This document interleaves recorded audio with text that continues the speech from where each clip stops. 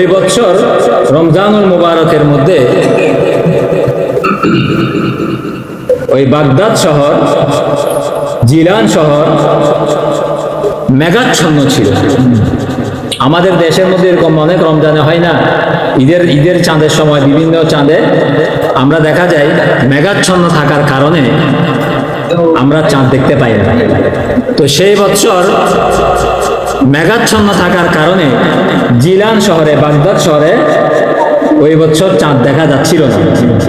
তখন সমস্ত ওলামায়ে কেরাম, বুজুর্গানে দ্বীনগণ সকলে একটি ঐক্যমত পোষণ করলো যে আজকে আবু সালেহ মুসা জঙ্গি রহমতুল্লাহ আলাইহির ঘরে একটি সন্তান, আল্লাহর তার একজন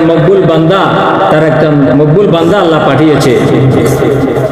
আব্দুল্লাহ সাইমেরির নাতি আবু সালেহ মুসা জঙ্গি রহমতুল্লাহ আলাইহির সন্তান, তার ঘরে একটি সন্তান হয়েছে। তো সেই সন্তান যদি আজকে কোনো কিছু পানহার না করে তাহলে তোমরা সকলে বুঝে যাবা যে আজকে পহেলা রমজান। সুবহানাল্লাহ।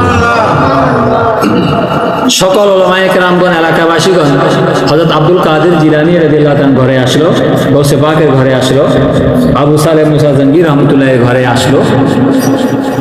এসে উম্মুল খায়র ফাতেমা আব্দুল কাদের জিলানী রাদিয়াল্লাহু তাআলার মাকে জিজ্ঞাসা করলেন যে আপনার সন্তান, আজকে তো আপনার ঘরে আল্লাহ একটি আওলাদ দিয়েছে, পুত্র সন্তান দান করেছে, তো আপনার সন্তান দুনিয়াতে ভূমিষ্ঠ হওয়ার পরে সে কোনো পানাহার করেছে?